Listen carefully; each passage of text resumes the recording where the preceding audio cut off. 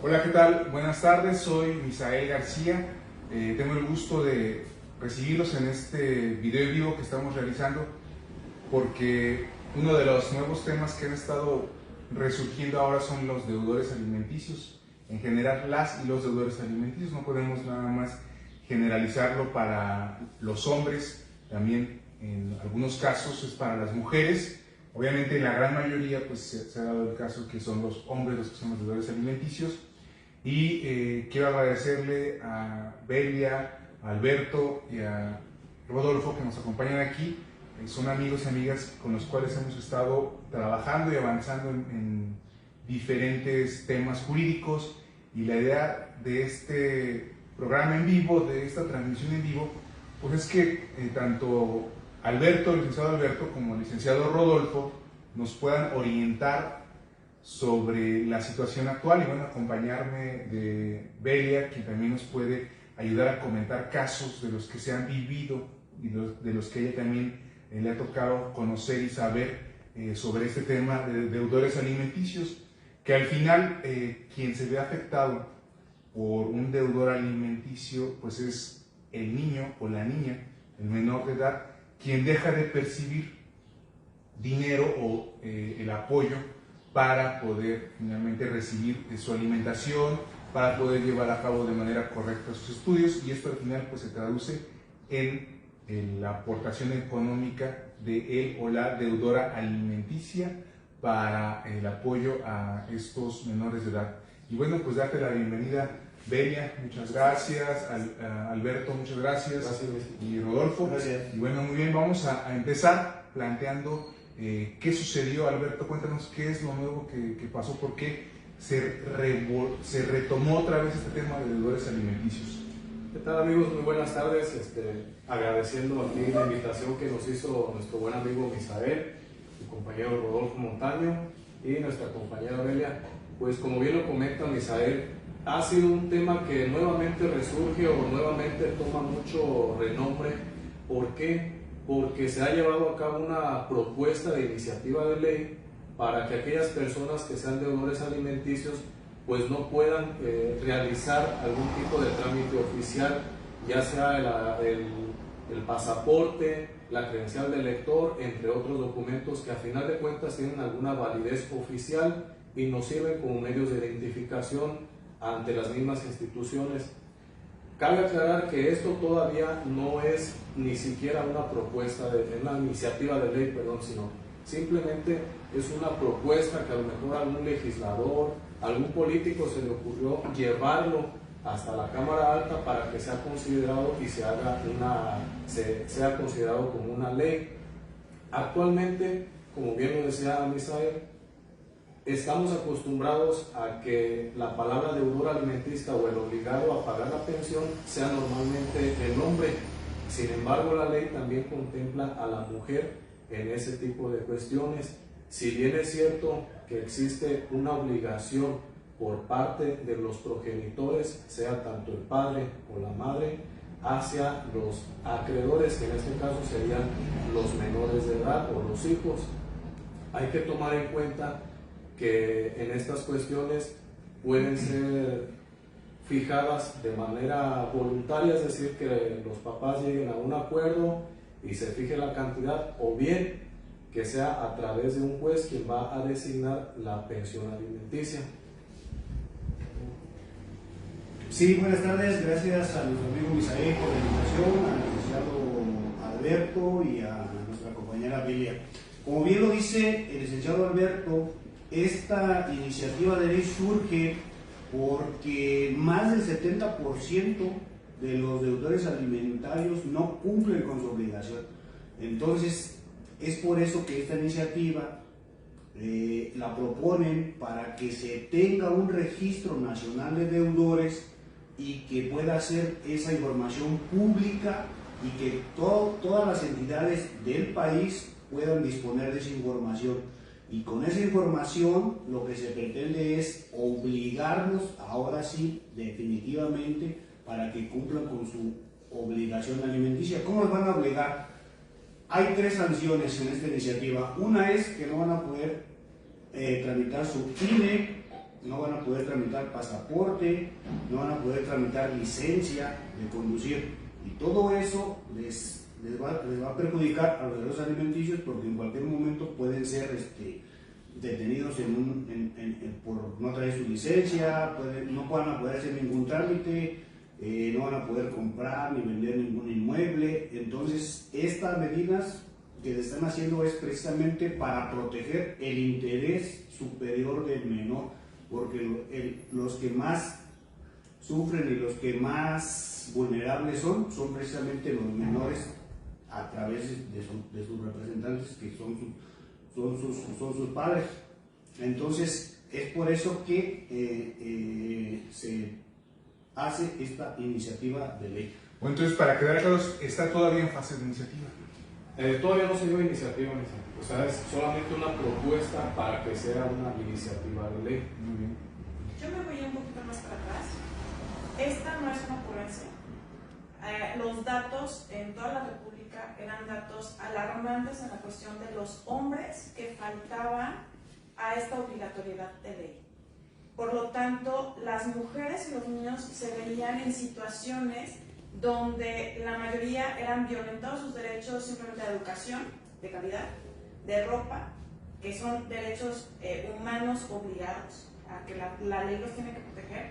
Pero además, en muchos casos se vio que la mayoría de las mujeres que optaban por denunciar que había sido violencia de casa, que son violencia, ¿desde dónde viene? Desde la violencia de casa, ¿sí? Los hombres o las golpeaban cuando ellas querían divorciarse o cuando les exigían dinero. Entonces, la exigencia de dinero hace que el hombre empiece a agredir a la mujer. Hay una separación y la violencia que se ejerce contra ella, en muchos casos de las mujeres que hoy en día en Morelia, en Michoacán, en la República Mexicana, en muchos lados, te da miedo interponer una pensión alimenticia ante la autoridad. Entonces, no es una idea, no es el que salga la iniciativa porque se nos ocurrió, no es una ocurrencia, es una necesidad real el que las mujeres hoy en día cumplan con salvaguardar el derecho de los menores, a obligar a los papás, porque es de dos, 50 y 50. Tenemos que aprender las mujeres a que el ir y exigirle al hombre ante la autoridad no es el sentirnos la supermamá y decir, yo puedo. Ni tampoco es el dinero para la mamá. Exacto. Es salvaguardar, o para el papá. Exacto, es salvaguardar los derechos del menor. Y si tú no lo cumples como mamá o como papá, en el caso de que tengas a los menores su patria potestad y su custodia, estás cayendo en una omisión a la ley.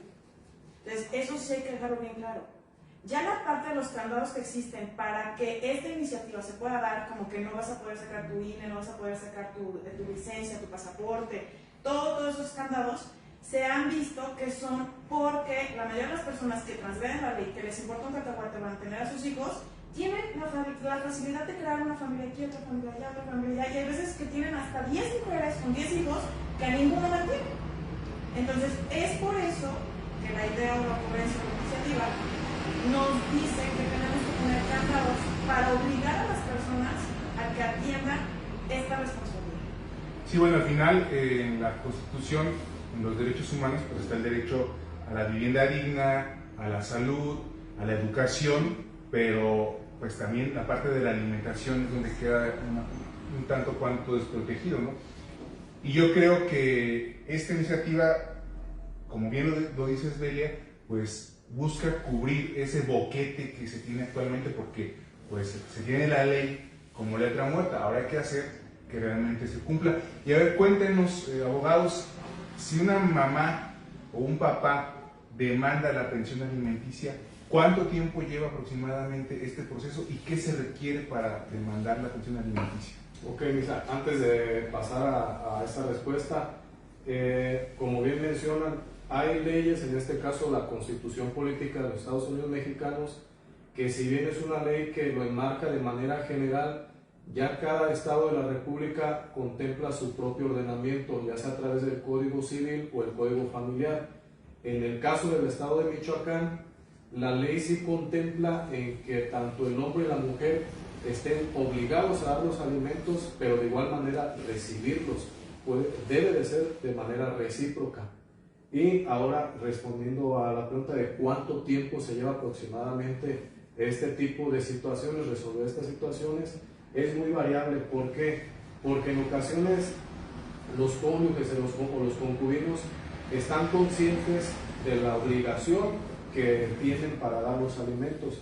Entonces, llegando a un acuerdo, se presenta el convenio ante el juzgado familiar. Si es aprobado, estamos hablando que no tarda más de 2 meses en resolverse la situación.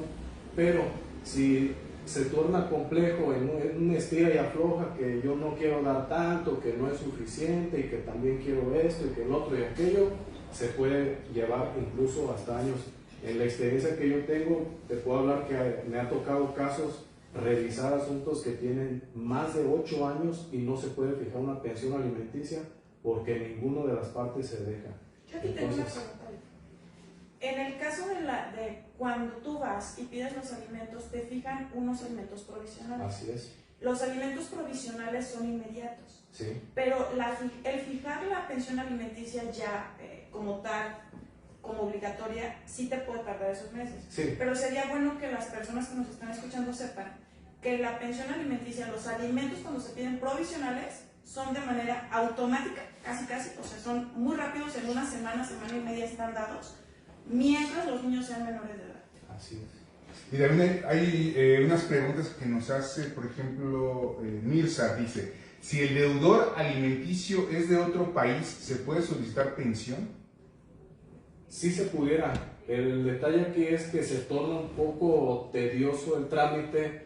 ¿Por qué? Porque a través de los órganos jurisdiccionales se manda un exhorto en auxilio del consulado para que le llegue a esa persona. Entonces hay que tomar en cuenta todos los tiempos, pero sí es posible hacerlo.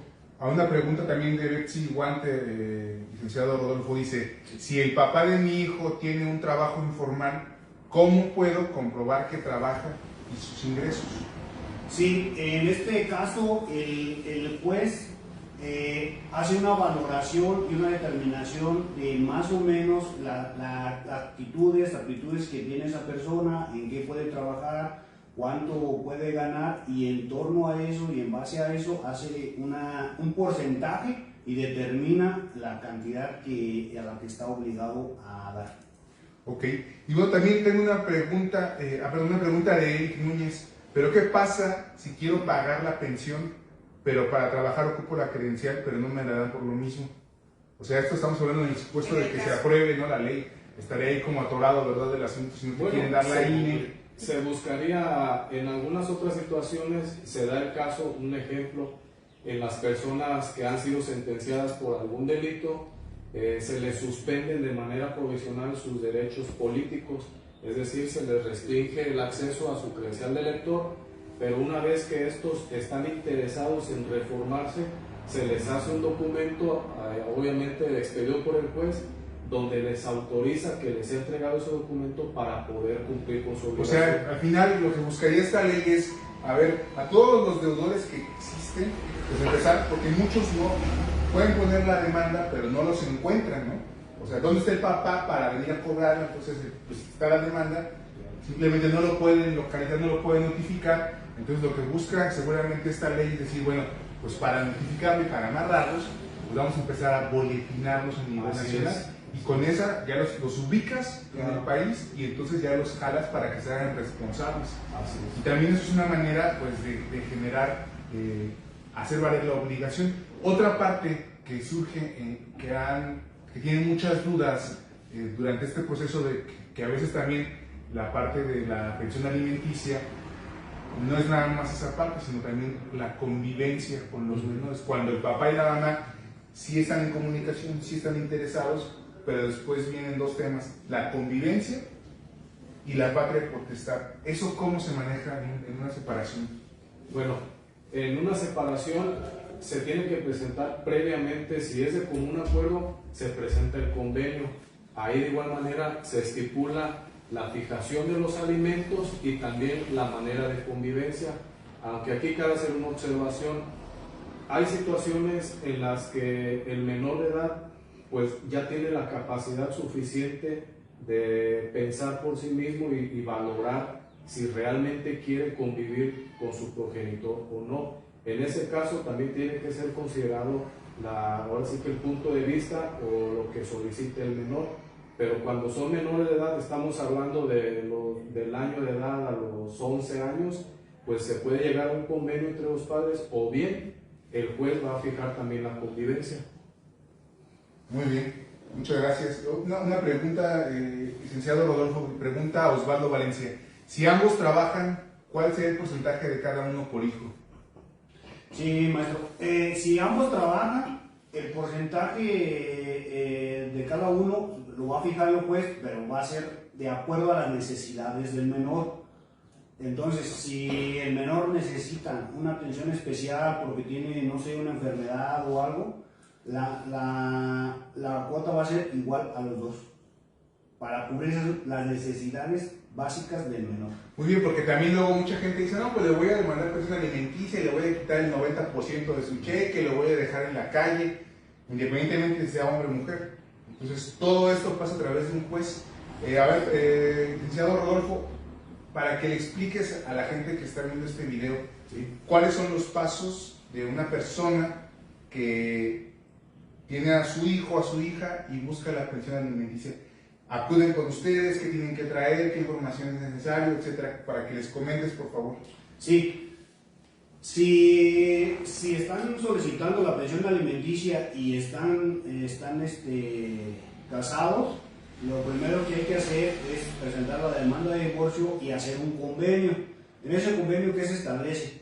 En ese convenio se establece primeramente la pensión y los días de convivencia, o sea, qué días va a estar conviviendo el menor y cuáles días son los que va a estar con su mamá teniendo la custodia.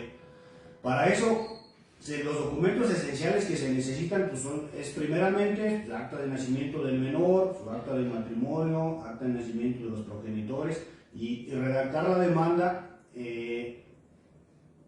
con el convenio, presentarla y después esperarlo a la admisión en el juzgado y que el juez va a determinar la pensión provisional, como nos decía la compañera Belia, porque la pensión provisional es muy importante.